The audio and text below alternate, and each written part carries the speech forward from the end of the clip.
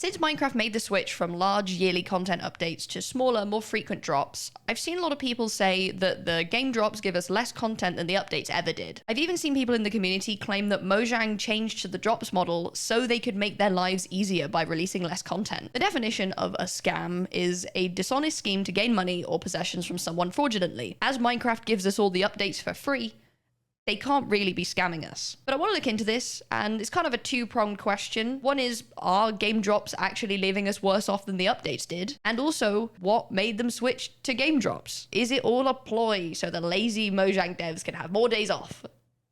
Well, now that Mounts of Mayhem has been confirmed to have all of its main features revealed, we're finally in a position where we can go through a year's worth of game drops and compare them directly to a yearly update. As each game drop's revealed, obviously they feel smaller than an update because they're supposed to represent a quarter of one full update year. But once we've added it all up, we can look at things a lot more clearly and learn something about why we might have game drops in the first place. We're going to do numbers today, but before I start counting, consider subscribing to the channel. I like to talk a lot about Minecraft, so if you like listening to people talk about Minecraft, then subscribe. So to clarify, I'm not a scientist as much as I might look like one. This will not be a scientific approach. I'm just trying to paint a picture here. If you think my comparisons are flawed, you are welcome to go and do your own. Please do, actually. I like to hear about what you guys think. I'm going to be counting up all the additions from one Minecraft update and all of the additions from the 4 game drops of 2025. If you forgot, those are Spring to Life, Chase the Skies, the Copper Age, and Mounts of Mayhem. And then we'll compare the numbers to see once and for all which side has more content. Spoilers, it's pretty subjective, honestly. As for which update, to make it as fair as possible, I went with the one that's often cited as Mojang's best work, and that's the Nether update from 2020. Since a lot of the discussion around game drops and updates is based on community sentiment, I wanted to give it the best chance by doing the one that everyone seems to love the most. All the items from all the lists are going to be taken from their respective wiki pages, so you can go and check that out yourself, and I'll be splitting them all into vague categories so we can look at them a bit more closely. There's a couple of rules that I'm going to be following as well. I'm going to list every variant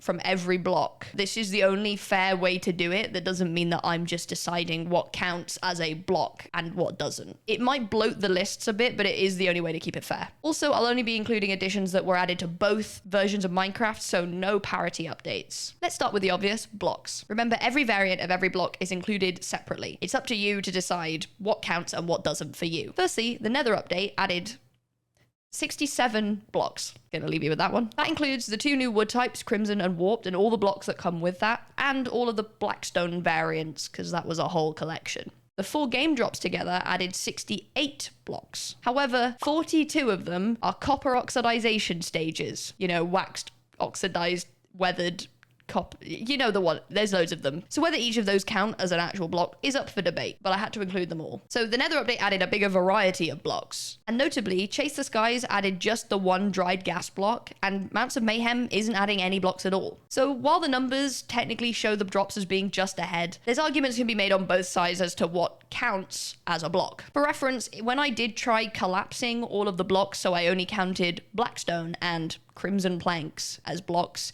and just Copper Lantern, the Nether update had 25 blocks while all the game drops combined had 14. Like I said, it's subjective. Despite its large changes, the Nether update added 20 items, and half of those were the netherite armor and tool set, basically. With the drops, we got 39 new items, so nearly double. Along with the equivalent copper tool and armor set, we also got all of the new spears, and to me this tracks with the general gist of the Nether update versus what the drops did. The Nether update was very visible. You could see all of the changes straight away when you walk into the Nether, whereas the drops have expanded on things that we already have, and a lot of the stuff you have to go and find or create yourself. But I'd say overall the items category is a clear win for the game drops. Okay, structures and biomes next. Remember, we're not including the Pale Garden drop. That was 2024. This is just 2025's drops, okay? As we know, the Nether update added 4 new biomes to the Nether, and arguably that was the major part of the overhaul. It also added 5 new structures/features. Features are like the large mushrooms that spawn in the forests and stuff. But for structures, we got ruined Nether portals that are all over everywhere now, and bastions, which is a major structure. How does this category compare to 2025's game drops? Well, they added 0 new biomes and 0 structures or features. The only feature that was listed anywhere was fallen trees, but Bedrock already had those, so technically it's a parity feature. On top of this being a 9-point ding to the game drops list, biomes and structures tend to be held in higher regard as to their impact on the game in an update. I think the lack of them this year is a big part of why a lot of the community thinks that game drops are lacking in content. You can't physically see or feel those changes very much. After those categories, it starts to get a bit more tricky to group things, but here are some highlights. The Nether update added 5 new mobs, whereas the game drops have added 13 this year. This is an area that I feel that game drops have focused on more this year, with Chase the Skies, the Copper Age, and Mounts of Mayhem all featuring a mob as its main addition. Both the Nether update and the drops have added 1 enchantment, which is Soul Speed and then Lunge. The Nether update added 1 music disc, which was Pig Step, and the drops have added 2, but one of them was Lava Chicken, so I don't know if that counts. So after all that counting, we get to the grand total. I did decide while putting the total together to actually have 2 different totals, one including the block variants and one excluding them. So on just the numbers alone, with every variant included, the Nether update added 104 things to Minecraft.